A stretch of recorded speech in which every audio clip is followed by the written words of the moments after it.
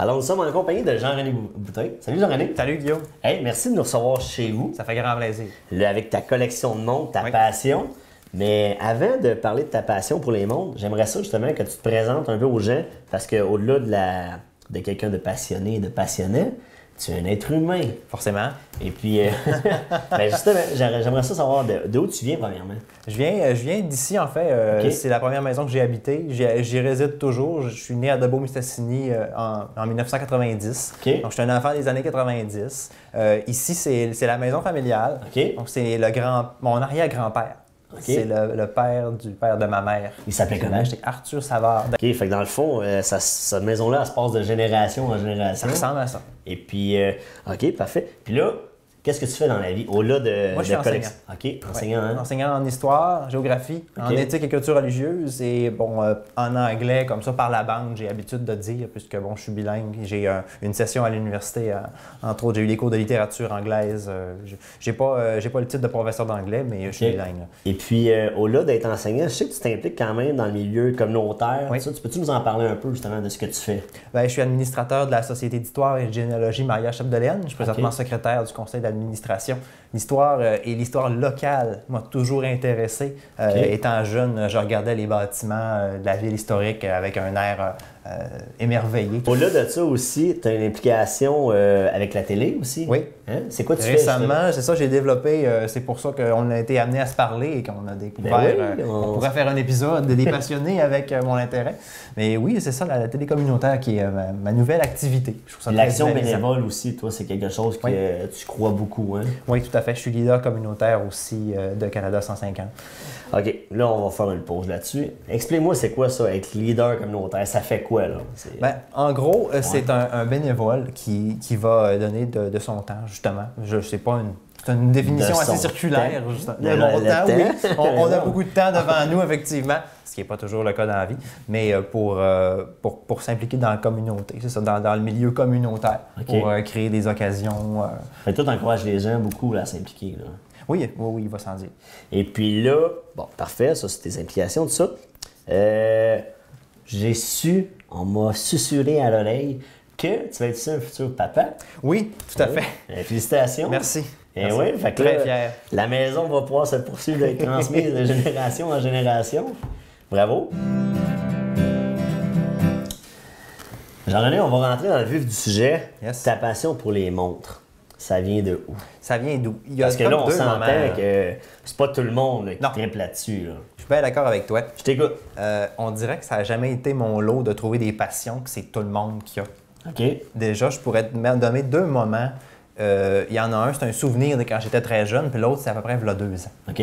Le premier, c'est je suis dans une classe. Maintenant, c'est moi qui est en avant, puis c'est moi qui vois les élèves le faire, mais regardez ça monte, puis regardez la lumière, que ça fait la réflexion. D'ailleurs, j'ai la pièce avec moi. Okay. C'est une petite Timex Expédition. Un modèle très répandu. Oui, moi j'ai lu cette Timex. Ah oui, toi aussi? Oui, vraiment. Ah bon? Fait que... Et cette petite montre-là, quand j'avais 8 ans, me fascinait parce que c'est un petit objet avec beaucoup de détails, avec beaucoup de soins apportés. Bon, c'est de production industrielle, on s'entend, mais il y a un designer industriel qui a pensé à ça. Ça a beaucoup de sens pratique. Il faut que ça soit fonctionnel, il faut que ça soit efficace, une lecture du temps qui est bonne. Et en même temps, bon, tous les petits plis de la coque de la montre, du boîtier, je devrais dire.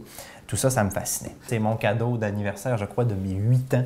Et je l'ai pris. Et c'est drôle de constater qu'elle ressemble à la montre de mon père que j'ai ici. C'est aussi une Timex Expédition qui a certaines ressemblances. C'est vrai. C'est une montre numérique aussi. La fameuse montre kaki, style un peu armé. Dans les tons terreux, tout à fait. J'ai acheté un bracelet en conséquence pour faire ça, tu mettais ça puis tu voulais partir à l'aventure. Voilà. Fait que là, ça, c'était le premier point. Mais là, c'est quoi d'autre qui t'emmène à cette passion-là? J'ai comme redécouvert en 2005, l'intérêt, environ. Ma femme m'avait acheté, à l'époque, c'était ma fiancée. Puis je lui avais acheté une belle bague. Et moi, ben l'homme, traditionnellement, n'a pas un retour de ça, un bijou qui est offert pour marquer l'engagement. Et ma femme a décidé, au détour d'une bijouterie comme ça, qu'on allait m'acheter une montre. J'étais avec elle et j'ai eu une montre en bois. Elle m'a fait reprendre contact avec tout ce que j'aimais de porter une montre, tout ce que ça signifiait. Puis je me suis mis à l'observer comme j'observais ma petite Timex quand j'étais jeune. Mais c'était peut-être pas la montre la plus enthousiaste, la plus d'amateur. Et où cette montre-là? Malheureusement, il est arrivé malheur et je l'ai conservé très précieusement dans mon bac de souvenirs, mais n'est pas dans ma collection permanente puisqu'elle est brisée. Mais je la conserve comme un beau souvenir d'un cadeau de ma femme. On la conserve. Puis là, si on... Et là, 2 ans, c'est ça, c'est revenu. C'est ça. Oui, et là, j'ai commencé à faire des recherches. Puisque là, bon, avec quelques problèmes que la montre a eu, j'ai décidé, bon, je pourrais en avoir une autre. Et j'ai fait mes recherches. Puis comme dans bien des passions, il y a beaucoup de références. Donc là, tu te mets à fouiller ça et tu décortiques qu'est-ce qui est bon, qu'est-ce qui est pas bon, qu'est-ce que tu trouves qui est une source de qualité, qu'est-ce que ça t'apprend. Puis là, tout d'un coup, tu tombes sur un point et là, tu veux en savoir plus. Et tu creuses, là, tu creuses. Voilà. Et j'ai tombé sur un canal sur YouTube, une chaîne YouTube absolument super pour ça, qui est The Urban Gentry Channel. Donc, la gentry urbaine, ça se traduit mal un petit peu. Ça, c'est un channel, dans le fond, qui parle juste des montres. Presque seulement, c'est-à-dire l'animateur a un héritage assez particulier. Dans sa famille, il a de la gentry anglaise, qui est une classe sociale historique qui n'est plus vraiment existante, là, mais il y a des descendants de ça, qui étaient des propriétaires terriens en campagne, tout ça. Et lui a un héritage et britannique et italien. Il habite New York, donc un bagage très, très complexe, mais entre autres, dans sa famille, il y a beaucoup de traditions sur le vestimentaire, le raffinement. Et une montre, c'est une forme de raffinement. Et surtout au 21e siècle où on a l'heure partout. L'heure est évidente, elle est partout. Oui, on l'a dans l'auto, on y a dit à la radio. À la télé, souvent, des réseaux continus, de nouvelles continues, elle est toujours là. Et là, je dis pas raffinement avec le doigt relevé. C'est un raffinement de...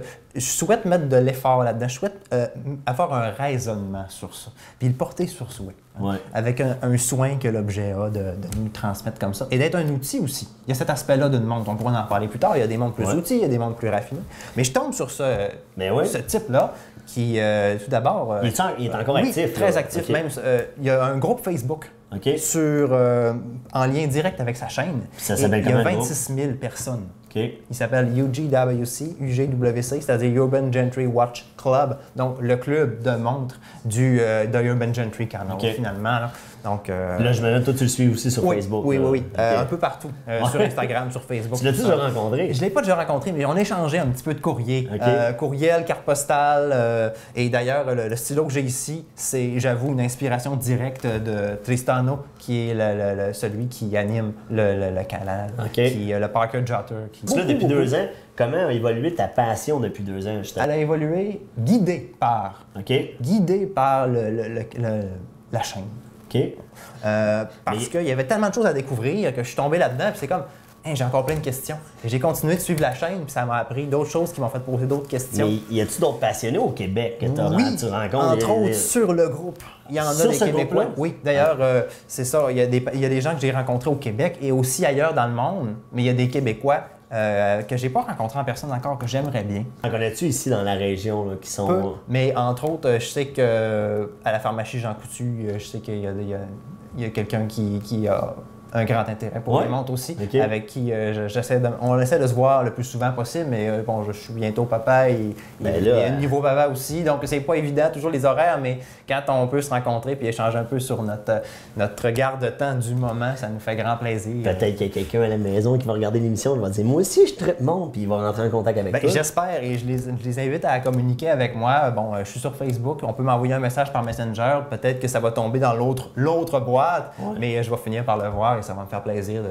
que les gens veulent entrer en contact avec moi sur ce sujet-là. Puis là, j'en ai justement, on a plein de montres ici, on va aller en parler justement. Donc, j'ai choisi 4 montres pour tenir compte de la variété qui est disponible dans l'horlogerie. On appelle ça l'horlogerie, qui est la science de la mesure du temps par l'humain. Ça remonte ça jusqu'aux Égyptiens avec une obélisque qui projette sur le sol une ombre. Ça remonte aux horloges à eau du Moyen-Âge. Bien, c'est ça, là. Ça, c'est vrai. Là, tu me ramènes à l'ordre. Avant de parler de ces montres-là, on va parler un peu du volet historique du temps. Comment le temps évolue? Parce que l'évolution des montres a suivi l'évolution que l'humain donnait l'importance au temps. Ben, puis, justement, le temps est comptabilisé et suivi depuis... On a toujours cherché à prendre comme possession du temps sans qu'on soit jamais capable de le saisir. Mais de le garder avec soi, c'est déjà une façon de le contrôler. Parce que le temps, c'est un concept unique, c'est un concept subjectif. Je veux dire, la notion du temps, on la voit par le cycle du soleil, tout ça. Tu sais, mais le temps, la valeur qu'on y accorde est différente selon même les différentes sociétés, les différentes cultures. Oui, je veux dire. et je te dirais qu'il y a des passionnés de montres, entre autres dans les groupes dont je fais partie, qui ajoutent cet aspect, on va dire, spirituel. Là. OK. La relation au temps. La relation. La relation. Les Nord-Américains ou les Occidentaux versus d'autres cultures, la relation au temps n'est vraiment pas la même. Non, c'est vrai. Nous, on y accorde a une conception du temps très différente, par exemple. Exactement. Comme nous, la conception du temps, on y accorde beaucoup d'importance dans un souci d'efficacité. Oui. Il y en a d'autres qui vont avoir un souci, ils vont concevoir le temps plus dans un souci de vie, ou si, selon la culture, je veux dire, tes emplois du temps, qu'est-ce que tu fais comme emploi, ou comme la façon que tu vis aussi, ton mode de vie. Quelqu'un on prend une société qui une société qui vit dans le fin fond de la jungle, mettons, bien eux, ils n'ont pas de rendez-vous à 8 h lundi matin, là, mais ils ont quand même conscience du temps qui passe. C'est ça. Fait que c'est intéressant de voir tout ça, en tout cas. Effectivement. Bref. Tu me fais penser que James Cameron a offert je pense que c'est une Rolex Sea Dweller, une montre très, très dispendieuse de plonger à des profondeurs inouïes que personne n'ira jamais. Et il l'a offert à un chef de tribu où il a tourné. Okay. Au fin fond de nulle part, il y a un chef de tribu qui a la Rolex Sea Dweller que James Cameron avait. Oui. Le fameux James Cameron. Effectivement. Donc, je t'ai choisi ces 4 montres-là. Et je peux être utile, peut-être surtout dans la partie montre au poignet, portée au poignet. Avant, il y avait les montres de poche. Moi, spécialiste un peu des montres de poche, même si j'en possède une ou deux dans ma collection. Okay. Ici, on a, je vais commencer peut-être chronologiquement, avec le premier genre de montre que j'ai dans ma collection. C'est laquelle? Ce n'est pas la montre de poche, c'est celle-ci. C'est une Timex de l'année 1975.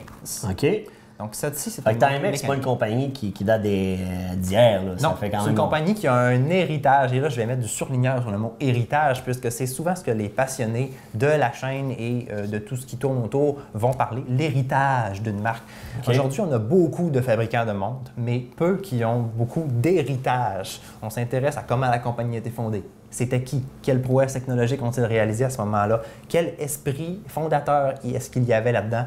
Dans quel design ils sont dans quel courant? C'est ça, dans quel courant ils s'insèrent? Qu'est-ce qu'ils ont fait comme choix? Et Timex est une compagnie, ma foi, très respectable, même si abordable. Oui, c'est ça. Puis souvent, on associe abordable à bas de gamme, ou, mais non. Il y a quelque chose de fascinant, même dans une Casio à 10 $ comme j'ai ici, et que des collectionneurs de montres à plus de 500 $ ne se gêneront jamais pour mettre dans leur collection. Bien, on peut-tu passer à la Casio immédiatement? Sans problème. Moi, parenthèse personnelle, j'ai eu la fameuse Casio avec la calculatrice intégrée dessus. Celle-là, les amateurs trippent dessus. J'avais reçu ça en cadeau dans un échange de cadeaux et puis je disais, ça sert à rien.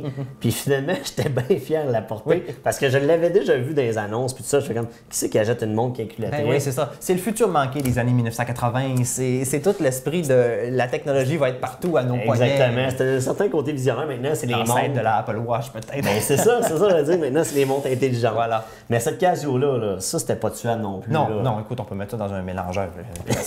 Ça date avec quelle année environ? Celle-là est toute récente, mais elle n'a pas changé depuis. Vraiment pas. C'est assez standard comme design. Il y a un côté sombre à cette montre-là. Ah oui? Je ne m'associe pas du tout à Al-Qaïda, mais semble-t-il que des membres en portent. Mais Barack Obama aussi, dans son adolescence et dans ses études, en a porté une. Donc, une montre ambiguë. Ça s'annule, on va dire que ça s'annule. On va dire que ça s'annule. Mais c'est une montre qui est très abordable, très simple, très mince, très légère. Banale, mais pas négativement, mais banale dans le sens... Oui, je suis d'accord avec toi, c'est une montre extrêmement banale. Et c'est peut-être là sa plus grande qualité. Non, c'était dans la même lignée que les Timex, les Timex Expedition, tout ça. OK? Et j'en ai une autre, par exemple, ici, qui est un petit peu sa cousine, qui est un petit peu plus grosse. C'est ma montre de travail quand je veux faire quelque chose dans la cour ou ailleurs. Tu gardes le présentoir? Celle-là, oui. J'ai été attiré par le présentoir. Explique-moi pourquoi. J'ai aucune idée, en fait. Il y a des choses que j'explique pas, puis je laisse ça comme ça. Ça avait du sens comme ça pour moi de garder le présentoir et le manuel de cette Casio. Qui n'a pas été ouvert souvent. Là, mais on dirait que rendu là, j'étais à un point dans mon intérêt où je me dis, ça, c'est une montre que quelqu'un qui aurait juste une montre achèterait, puis il en prendrait soin, puis il garderait le présentoir. Puis C'est pas si grave non plus. J'étais comme rendu au point de vouloir savoir qu'est-ce qu'un non-amateur voudrait. C'était une contradiction. Là. OK. Mais, qu'est-ce qu'un non-amateur recherche, puis c'est peut-être mon expérience de ça. En tout cas, là, puis c'est ça, dans les montres, là, on a les montres digitales. Oui, c'est qui ça, parce sont que là, t'as encore pris de une mode. Là, digitale. je veux dire, Oui, tu as pris une montre à affichage numérique, que je vais dire, Exactement. digital en anglais ou numérique. Donc, tu as ces deux-là qui en font partie. Mes deux Timex aussi en sont des exemples. Donc, on a un affichage du temps avec des chiffres à bâton, comme une calculatrice. Oui. On a souvent des fonctions qui sont ajoutées à ça, comme un chronomètre, le fameux stopwatch. Oui, exactement. Qu'on appelle un laps chronographe aussi, aussi, système mécanique. Là. Donc, on a le fameux... effectivement, on peut faire un lap dessus. Un timer, dans ce qui a trait à ces deux modèles-là, il y a des Casio que j'ai, n'en ont pas. Une alarme, donc un petit c'est vrai. bip fatigant parfois. Oui, parce qu'on a même la date. Là, les montres, souvent, Oui. à ce temps, on indique les dates. Les montres mécaniques qui Ouais. ont une date ou une journée sont en général plus complexes, donc plus dispendieuses souvent. Si on veut même, parfois on peut avoir l'année ou les phases de la Lune. Ce sont des complications OK. extrêmement dispendieuses en général. On parle de plusieurs centaines de dollars, voire plusieurs milliers. Mettons qu'on passe à cette montre-là, une Seiko. Une Seiko, déjà, c'est une marque reconnue. Oui. Et cette Seiko-là, Elle est c'est pesante, un là. peu plus peut-être. Vous le savez pas à la maison, mais je peux faire mes biceps avec ça. J'ai Mais- vu des montres plus lourdes, par contre. Puis là, elle indique l'heure, la journée. Celle-là, la c'est une montre automatique. OK. C'est donc, tout à l'heure, je t'ai montré une montre mécanique. Donc, il y a un ressort, qui est un ressort en spirale, qui est tendu par l'action des doigts en tournant la couronne. Donc, on entend un petit son. OK. Donc, celle-là est remontée par l'action. Ça, des- c'est mécanique. Oui. Et celle-ci a de différent qu'elle incorpore, mais contient plutôt qu'incorpore, un rotor OK. pour que les mouvements du bras, parce que je ne sais pas si tu vois bien le rotor Ah, ici. OK. Donc, il y a On du peut voir mouvement. à travers. Oui, ça, on appelle ça, en bon français, un display back, donc un... Mais ouais, c'est ça. Fait que là, c'est vraiment. Il n'y a pas de batterie là-dedans. Non, aucune batterie, elle n'en aura jamais besoin. Et si tu la portes continuellement, elle ne s'arrête jamais. Puisque OK. c'est l'énergie mécanique qui fait en sorte que les aiguilles tournent. D'ailleurs, si tu regardes la face de la montre, on voit que l'aiguille des secondes est constante. Oui, En fait, c'est c'est vrai. une illusion parce que notre œil l'aperçoit constante, mais c'est plein de petits battements. C'est pas des segments. C'est vraiment en continu. Oui, c'est ça. OK. On continue. Impressionnant. Du fait de la technologie qu'il y a derrière, de la mécanique. Ben qu'il y a oui, derrière. c'est ça. Et celle-ci se remonte automatiquement, d'où le terme montre automatique. Ça, c'est une montre qui date de quelle année? environ? Ça, c'est une montre Seiko achetée il y a 2 ans. Le modèle OK. existait auparavant. Donc, c'est un modèle assez récent, mais Puis- il est inspiré de montres historiques. Si on prend, mettons, une automatique versus une mécanique, est-ce que le poids a vraiment. Une automatique va être toujours plus lourde? Il y a ou, toutes sortes de facteurs, mais OK. il y a plus de pièces en général dans une automatique. OK. Dû au rotor qui doit prendre de la place. Donc, souvent, le boîtier doit être plus grand pour accueillir le rotor, avoir de l'espace pour bouger. OK. Donc, ça peut arriver, mais il y a d'autres facteurs qui peuvent entrer en ligne de compte. Puis là, si on prend la dernière montre ici, une autre Seiko, Une autre Seiko. quartz. Au quartz, celle-là. Parce que ça, c'est la technologie qui est la plus répandue, celle que toutes les horloges de maison presque, sauf les horloges grand-père ou des horloges anciennes ont. OK. Et il s'agit d'un cristal de quartz dont les propriétés sont piézoélectriques. Et un cristal de quartz peut vibrer à une fréquence régulière du OK. fait du tic. OK, fait que le quartz, c'est dans le mécanisme. Voilà. Je pensais que le quartz, c'était genre la vitre. Je Et dis, non, bon, c'est en c'est- quartz on poli, se je sais pas. demande pourquoi quartz? Pourquoi Ouais. c'est écrit quartz sur le cadran? C'est pour ça. Puis ça, c'est une montre qui est un peu plus vieille, là. Oui, 1982. Ouais, C'est, quand même. ça appartenait au père d'un ami. T'étais même pas né. Même pas. Ben Elle est non. plus ancienne que moi. Fait- D'ailleurs, j'en ai une des années 40 ici. Là, donc. Puis ça, c'est le don du père de ton ami. Ouais. OK. En fait, non. De mon ami, son père la portait, mais lui ne la porte plus. Donc, qu'il te l'a mais offert. il sait que je suis passionné des montres et c'est un ami assez proche. Un ami Et- très proche. Et il me l'a offert parce qu'il savait qu'elle serait en bonne main et que je l'apprécierais à sa pleine valeur. Mettons qu'on. Là, j'ai une question. Là. Oui. Une question. La question à 100$. piastres. Vas-y fort. On voit les bracelets. On en a en genre de plastique, caoutchouc, en cuir, en tissu. Puis on a ces fameux bracelets-là Oui. avec. J'aimerais ça que tu m'en parles justement du mec. Puis on a La même montre bracelet. des bracelets type qui s'étirent. Oui, qui comme s'étirent, celui-là, là. exactement. Voilà. Mais celui-là, ce mécanisme-là, moi, je me souviens, mon beau-père avait ce mécanisme-là et j'ai beaucoup gossé quand j'étais jeune avec ça. Puis explique-moi là. Ben, Comment ça fonctionne? C'est celui-là, il se clip dessus. Exactement. Il s'attache comme ça en forçant. C'est l'action mécanique et ça se coince dans les mailles du bracelet. C'est très populaire. Je te dirais que je vois souvent des hommes d'une certaine génération. Ils ont tous ça. Tu me parles de. Ah, C'était mon beau-père, il est dans la soixantaine. C'est ça, exactement. Puis c'est spécial parce que ça se replie comme ça. Puis après ça, clip, merci, bonsoir. C'est très bijou. C'est porter le métal. C'est un bracelet. En même temps, c'est une montre bracelet. Donc, il y a cet aspect-là. Les amateurs, certains sont très friands de ça, mais les amateurs ont tendance à aller vers les bracelets de cuir ou qui dénotent un certain raffinement, ou les bracelets de type NATO, on pourrait dire autant, mais qui sont inspirés en fait par les forces britanniques qui ont adopté ce style-là, parce que, je t'explique, si l'un des petites barres qui tient la manque à sa tâche, elle est encore attachée. Donc, tu l'as détaché tout à l'heure et la montre est encore retenue, donc elle n'est pas en train de valdinguer partout. Donc, c'est un élément de sécurité. Et James Bond contre Dr. No, il portait une montre quel épisode, avec... ça? Le premier, James Bond contre Dr. No, portait une montre avec un bracelet de type NATO, comme ça. Puisque c'est un élément de sécurité et c'était aux couleurs, je crois, de la Royal Air Force. Donc, le fameux James Bond, le bracelet James Bond, j'en ai un exemplaire aussi que j'ai pas amené ici, je l'ai oublié. T'en as combien de montres, justement, dans ta collection? On va les compter, je pense qu'ils sont tous ici. 1, 2, 3, 4, 5, 6, 7, 8, 9. Donc, ça me donne 9. Plus ta montre de fiançailles. Ouais, c'est ça. Qui est brisée, dans un bac de souvenirs. Mais la collection, pour moi, c'est pas le nombre. Non. C'est la recherche. Et présentement, ça fait un moment que j'ai pas acheté de nouvelles montres. Je m'en sens pas mal, même s'il y a plusieurs amateurs qui disent « Hey, achète donc celle-là que tu m'as parlé l'autre jour, tu avais tellement l'air à l'aimer. » Je l'ai laissé passer parce qu'elle ne correspondait pas assez à mon moment que je vivais présentement. Bon, je vais avoir un enfant, je mets mon argent ailleurs. Mais oui, c'est ça. Faut pas que ça devienne en contradiction avec ma vie. Parce qu'il y en a des passionnés qui... Oui, c'est ça. Ça dépense. Ça doit avoir du sens dans ma vie présentement. Puis je fais beaucoup de recherches. Il faut vraiment que je le sente. Si, j'achèterai pas une montre juste parce que les gens l'aiment ou parce que c'est un classique. Je sais le reconnaître et j'aime apprendre ces choses-là. Mais je ne vais pas vouloir entasser plein de montres partout. J'en ai déjà 9, c'est déjà un bon... Je suis pas capable de toutes les porter dans une semaine. J'en ai 9. Mais non, ça rentre pas dans une semaine. Il faudrait des semaines de 9 jours. D'ailleurs, j'ai commencé un petit peu à collectionner en raison de ça. Un peu en raison de ça, c'est d'en avoir une pour chaque occasion. OK. Donc, celle-là est un peu plus de tous les jours, celle-là un peu plus chic. Quand je vais à la télé, j'essaie de porter des montres au teint doré, par exemple, qui vont bien avec la chemise ici que je porte. OK, il y a même une recherche d'agencement. Effectivement.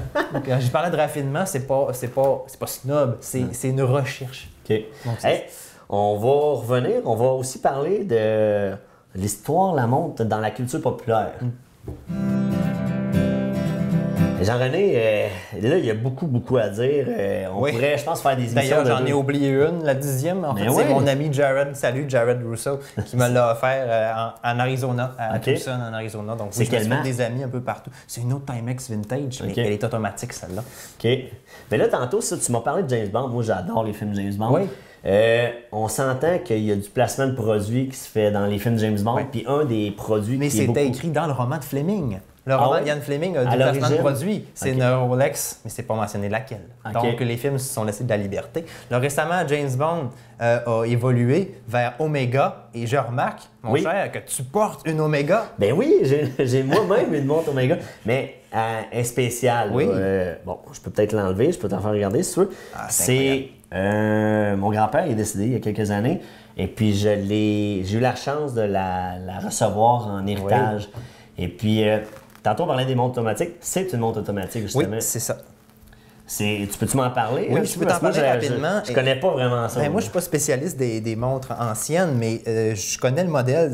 D'ailleurs, il est écrit très lisiblement. Donc, on voit Omega automatique et c'est la modèle Seamaster. Le modèle Seamaster qui fait référence à une certaine romance maritime. Donc, on a une montre qui était résistante à l'eau à la base, oui. Puis automatique, c'est un peu le même que la Seiko tantôt, là, à mouvement perpétuel pratiquement. Oui, c'est ça. OK. Et on a la collection DeVille. Donc, c'est une Seamaster, donc une montre une montre outil, une montre robuste, mais ça, c'est la collection DeVille, donc plus raffinée. Donc, tu vois. La date de 1964, je regardais là, en arrière. Là. Bon, c'est sûr que là, avec l'usure de la peau et tout ça, des choses qui arrivent. Les amateurs on le voit, là, on réussit à distinguer que c'est 1964. Excellent. Ben, OK, merci. Ça a beaucoup de valeur pour les collectionneurs. On apprécie vraiment ce genre de montre-là. Le design, la finesse de ces montres-là. Il y a vraiment une élégance reliée à des pièces comme ça. Ben, merci, Je suis content d'en avoir vu une. On en apprend chaque jour. Oui. Hey, Jean-René, merci de nous avoir accueillis. Merci d'avoir partagé ta passion. Ça a été un plaisir. C'est toujours le fun de rencontrer des gens passionnés. On se dit à la prochaine. Oui, à la prochaine. Les passions, ça sert à rencontrer des gens, puis je suis content de t'avoir rencontré, puis je suis content d'avoir partagé ça. Moi, en tout cas, je suis sûr de toujours avoir la bonne heure dorénavant. Je pense que oui. Salut, là! Salut! En terminant, j'aimerais saluer quelques personnes, des amis que je me suis fait à l'international. Donc, TGV, GCR, Jared, Philippe, Ricardo. Thank you all. I salute you, gents.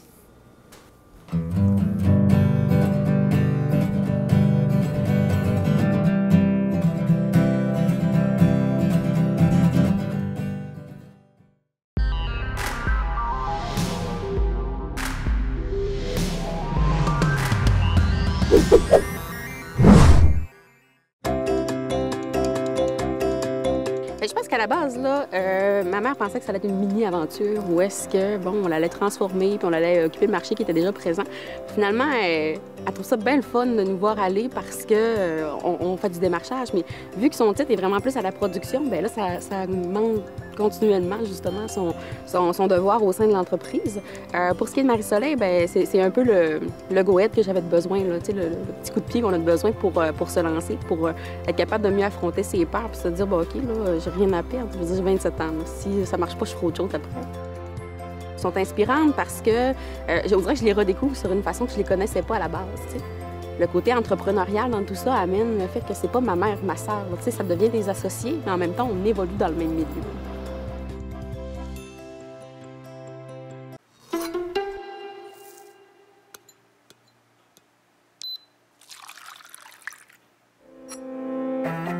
Il y a des milliers d'emplois pour les méthodiques comme toi. Plus d'1 300 000 postes à pourvoir d'ici 10 ans. Trouve ta place. Je m'appelle Jasmine, j'ai une amputation à la jambe gauche et j'adore faire la planche à neige. J'ai un grizzly sur ma prothèse parce que quand j'ai vu le dessin, j'ai comme vraiment fait « Wow, il me le faut sur ma prothèse ». Quand les gens me demandent c'est quoi qui est arrivé à ta jambe, ben, je leur dis que je suis née comme ça. Puis je leur dis que c'est pas ce qui m'empêche de faire le sport que j'aime. C'est vraiment grâce aux amputés de guerre si je peux faire de la planche à neige. Donc, ce que j'aimerais dire, c'est un gros merci. Moi. Moi. Moi. Moi. Moi. Moi. Moi. Moi. Moi. Moi. Moi, je travaille en français. Moi, je travaille en français. Moi, Je travaille en français. Moi, je travaille En français. Moi, je travaille en français.